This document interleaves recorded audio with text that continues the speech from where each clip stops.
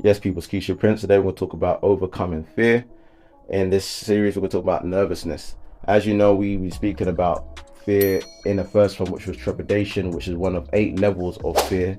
When it manifests from trepidation to terror, when it gets to the level of anxiety is where we have a lot of issues where the mental health starts to get affected.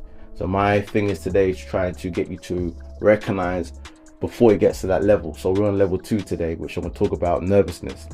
Now, something that Rashford said, he said, I was more nervous about my first interview than the first game, which is very surprising because a lot of players, get nervous before the first game because they don't know. It's fear of, what if I make mistakes? Fear of, what if I mess up the opportunity? So your thing is how to recognize today, is it a threat to you, this nerves? When does it come? Is it before a game? Is it a week before the game? And number 3, how do you cope?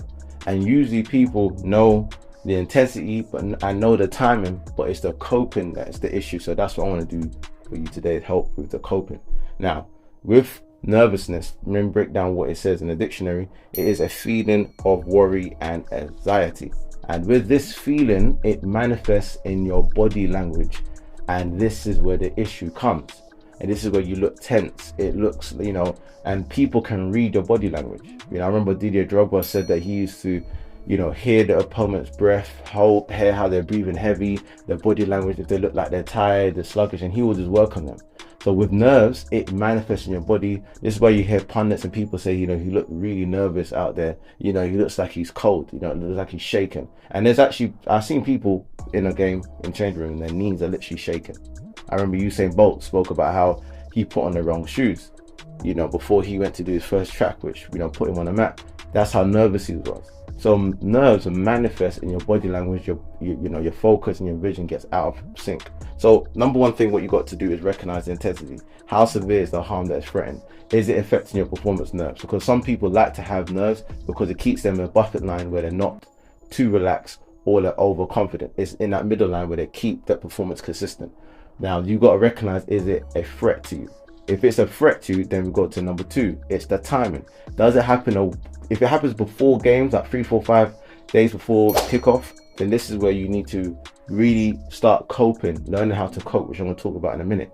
Because if it's happening before the game, then that means that it can start trickling down to anxiety. You're starting to come to that next level now where it's an issue. If it happens before game, if you was fine all week, but then it happens 2 hours before kickoff, that's standard. That's a normal thing. It happens to every human being. But then you've got to also cope, because that's when it gets to the next level where it's the issue. So number 3, if it's, we're talking about coping now, if it's happening weeks before or a week before kickoff, then the number thing what you've got to do is start to reinforce positive affirmation. You got to start writing down on a piece of paper the outcome that you want to happen. Write down the fear that you're feeling. Oh my days, kickoff, or what if I make mistakes? Write down these things, write the list of it, and next to it, write down the positive thing against it. And then not only you're going to write against it, you're going to say it out loud. And you're going to do it throughout the whole week, leading up to the match day. And your body language. I want you to start looking like you're Superman, chest up. You understand? Walking like your back is strong. You understand? Like how CR7 walks, Pogba walks. Every player's got their own body language that they walk to reinforce positive things, and players can feel off of it. You understand? And then if it's happening before games, kickoff, it's fine. But it gets to the level where your performance is getting hindered. That's when the issue is. And what you need to do then is exactly the same thing. Self-talk. You have to talk to yourself. Yes, yeah, I feel a bit nervous, Keishan, but guess what? I'm going to have a great game. I know I'm going to have a great game. I know I'm going to have a great game. I know I'm going to go. That's what you need to do. Reinforce yourself. Re-talk. Rehash. And body language. Making sure your body language looking very strong and reaffirming. And let me know how you get on with this.